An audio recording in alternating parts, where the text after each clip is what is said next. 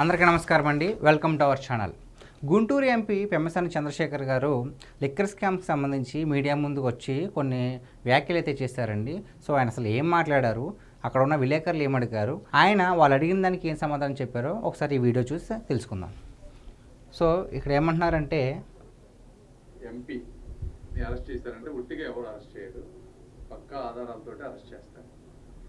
Liquor scam జరిగిందన్న విషయం ఈ రాష్ట్రంలో మందు తాగే వాళ్ళకి తాగని వాళ్ళకి అందరికీ తెలుసు.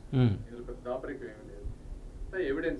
ఎవిడెన్సెస్ ఎంతవరకు ఉన్నాయనే దాని మీద ఈరోజు బాబు గారు కూర్చున్నారు. ఎవిడెన్సెస్ ఇక్కడ ఈయన దేని గురించి ప్రత్యేకంగా మాట్లాడుతున్నారంటే, వైసీపీ నేతలంతా కూడా లిక్కర్ స్కామ్ జరగలేదు అని చెప్పేసి వాదిస్తూ ఉన్నారు కదా.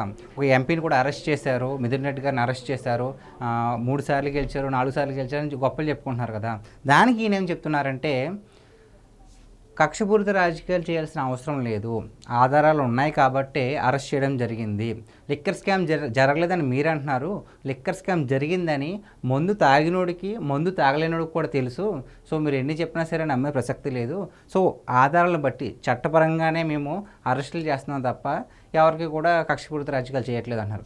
మీరు అన్నట్టుగానే నిజంగానే కక్షపూరిత రాజకీయాలు చేస్తే కనుక ప్రతి ఒక్కరూ కూడా ఇప్పుడు వచ్చి లిక్కర్ స్కామ్లో అరెస్ట్ అయిన ప్రతి ఒక్కరూ కూడా సుప్రీంకోర్టు దాకా వెళ్ళారు. అక్కడ అవ్వకపోతే మాత్రమే, అక్కడ నిరాకరిస్తేనే, ముందస్తు బిల్లు నిరాకరిస్తేనే ఇక్కడ అరెస్ట్ చేస్తున్నారు తప్ప ఎవరిని కూడా బలవంతంగా రాత్రిపూట మీ హయాంలో జరిగినట్టు రాత్రిపూట వెళ్ళి ఎటువంటి కారణాలు లేకుండా అరెస్ట్ చేసినట్టు ఈ ప్రభుత్వంలో లేదు. ఇంకేమంటున్నారంటే, ఓకే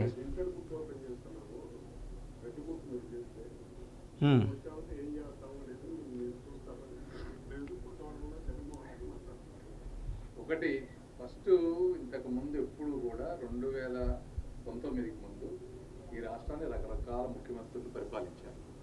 కాంగ్రెస్ ప్రభుత్వం కూడా చాలా రోజులు పరిపాలించింది, రాజశేఖర రెడ్డి గారు పరిపాలించారు. ఎప్పుడు ఇట్లాంటి విష సంస్కృతి ఎప్పుడు లేదు.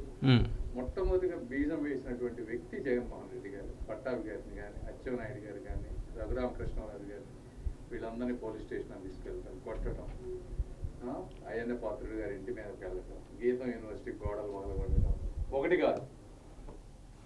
సో ఈయన ఏమంటున్నారంటే, అది మాట్లాడిన తర్వాత అక్కడ ఉన్న ఒక విలేకరి అడిగారనమాట, మీరేమో రెడ్ బుక్ తీసుకొచ్చారు కదా, జగన్మోహన్ రెడ్డి గారు ఏమో ఒక డిజిటల్ బుక్ ఒకటి తీసుకొస్తున్నామని చెప్పేసి ఒక యాప్ తీసుకొస్తున్నాము, నెక్స్ట్ వచ్చాక ఇలా చేస్తున్నామంటున్నారు, మరి దానికి ఏం చేస్తారు మీరని చెప్పారు. దానికి ఏమంటున్నారంటే పెమ్మసాని గారు, ఓకే పెట్టుకుంటే పెట్టుకున్నామండి, అంటే 2019కి ముందు ఈ ఆంధ్రప్రదేశ్ని చాలామంది సీఎంలు వచ్చారు, అది పరిపాలించారు, బట్ ఇప్పుడు వచ్చి ఇలాగా జగన్మోహన్ రెడ్డి గారి లాగా విష సంస్కృతితో ఎవరు కూడా పరిపాలించలేదు, కక్షపూరిత రాజకీయాలు చేయలేదు.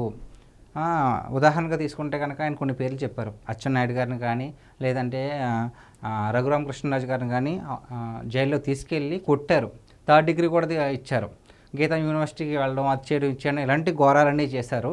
సో వాళ్ళు ఎన్ని చేసినా కూడా వన్స్ ఒకవేళ అలా అధికారంలోకి వస్తే కదా వాళ్ళు ఇలా చేసేది, ఆయన అధికారంలోకి రారు, వచ్చినా కూడా సో నెక్స్ట్ మేము కూడా వస్తాం కదా, ఇలా ఓడిపోయిన 151 సీట్ల నుంచి 11 సీట్లకి పడిపోయిన వైసీపీయే మళ్ళీ అధికారంలోకి వస్తే మేము మళ్ళీ అధికారంలోకి రాలేమా, సో మేము వచ్చిన తర్వాత కూడా ఏం చేయాలో మాకు తెలుసు అని చెప్పేసి పెమ్మసాని గారు చెప్తున్నారు.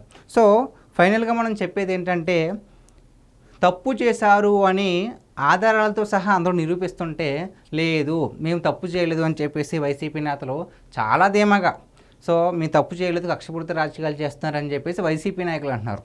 దానికి పెమ్మసాని గారు ఏమంటున్నారంటే, కక్షపూరిత రాజకీయాలు చేసిన అవసరం లేదు, ఆధారాలు బట్టే వెళ్తున్నాము, జగన్మోహన్ రెడ్డి గారినే కాదు ఎవరైనా సరే, అంటే వైసీపీ నాయకులే కాదు, రేపొద్దున జగన్మోహన్ రెడ్డి గారు కూడా అవ్వచ్చు, లేదంటే ఇంకే నాయకులైనా కావచ్చు. సో తప్పు చేస్తే, అంటే ఏ పార్టీలో అయినా సరే ఏదైనా నాయకుడు తప్పు చేస్తే ఆ పార్టీ అధినాయకత్వం పిలిపించి మాట్లాడతారు, చంద్రబాబు నాయుడు గారు కావచ్చు, ఇంకెవరైనా కావచ్చు, ఎవరైనా మాట్లాడతారు. కానీ ఈ 5 ఏళ్లలో ఎవరైతే తప్పులు మాట్లాడినా, తప్పులు చేసినా వాళ్ళకి ప్రోత్సాహం లభించేది సీఎం దగ్గర నుంచి, అటువంటి ఘనత వైసీపీ పార్టీది.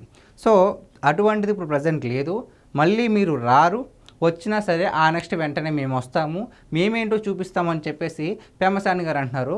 సో దీనిపైన మీ విలువైన అభిప్రాయాన్ని కామెంట్ రూపంలో తెలియజేయండి. Thank you so much.